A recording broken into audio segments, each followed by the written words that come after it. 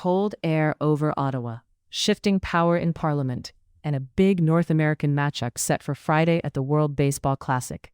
And later in the brief, we'll come back to what one Ottawa area hockey storyline could mean for where pro women's games are played next season.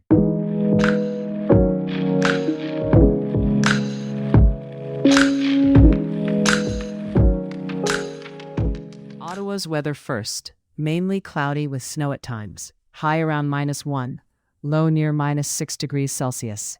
In Senators news, Ottawa dropped a tight one to Montreal, 3-2. Drake Batherson scored both Senators' goals, and Tim Stützle had assists on both, stretching his point streak to 14 games and notching his 100th career multi-point game. Montreal's late winner came with just over 7 minutes left, off a rebound, and the Canadiens got a strong night in net from Jacob Fowler, called up the same day, who stopped 32. And one more local hockey note to file away. There are early described as constructive talks between the Professional Women's Hockey League and the Senators about a partnership that could keep the Ottawa Charge stable in the city and potentially bring more Charge home games to the Canadian Tire Centre. Nothing is finalized, but an April 3rd game at the CTC is being treated as an early test case, and it's selling well. We'll return to what to watch on that near the end. Turning now to national politics, because the numbers in the House of Commons just got more interesting. The main thread today is a floor crossing that changes the balance in Ottawa, and a separate vote that hints at where governing unity could be tested next. Nunavut MP Laurie Idlout has crossed the floor from the NDP to the governing Liberals. That move lifts the Liberals to 170 seats in the 343-seat House, too short of a majority. What's happening, in plain terms, is the governing party is getting closer to being able to pass key votes with less help from other parties, especially on confidence matters like budgets. Idlout says she made the decision to better advance Nunavut's interests, and Liberal officials have welcomed her. NDP leadership has criticized the move sharply, arguing that switching parties overrides what voters chose and that an MP who defects should return to voters. Here's the key point. Even without a formal majority, momentum matters in a minority parliament because it can shape how aggressively a government sets its agenda and how much leverage the opposition has in close votes.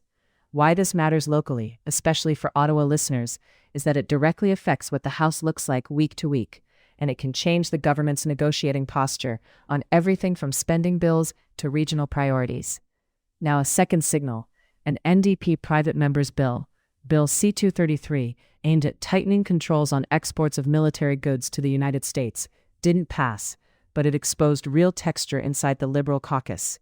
15 Liberal MPs voted for it, even though the government opposed it, with the Foreign Affairs Minister arguing it would harm Canada's defense industry and complicate NATO-linked supply chains. The risk here isn't that the government suddenly loses control.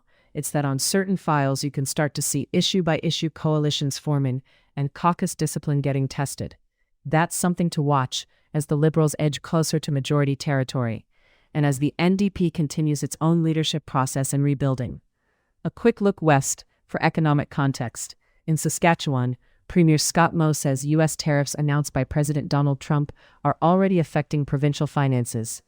Moe's government is signaling it will run a larger-than-desired deficit in the upcoming budget, prioritizing protection of public services, especially healthcare, rather than raising taxes or cutting services right now. The message there is blunt. Provinces that produce tariff-sensitive goods may feel shocks in their revenues first, even if the broader economic picture takes longer to show it. Now to sports, because Canada has a rare new milestone, and it sets up a headline matchup. Canada has reached the World Baseball Classic quarterfinals for the first time, after a 7-2 win over Cuba. Canada broke it open with 3 runs in the 6th, an RBI double followed by a 2-run single, and added insurance late. The result puts Canada in the top 2 of its pool. And the payoff? Canada will now face Team USA in the quarterfinal on Friday. The U.S. spot was locked in after Italy beat Mexico 9-1, featuring a 3-homer game by Vinny Pasquantino, a first in WBC history. Final orientation, what to watch next. In Ottawa, watch the practical impact of that floor crossing.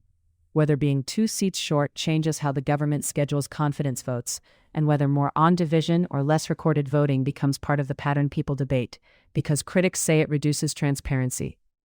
On the hockey side, Keep an eye on the Ottawa Charge and the Senators' talks. The April 3 game at the Canadian Tire Centre is the near-term milestone. If it draws well and operations run smoothly, it strengthens the argument for more games there, especially with TD Place renovations expected to reduce capacity. And in the World Baseball Classic, Friday's USA-Canada quarterfinal is the next clear marker, Canada's first trip to the knockout round, immediately against the tournament's biggest draw. That's the brief for Thursday, March 12, 2026.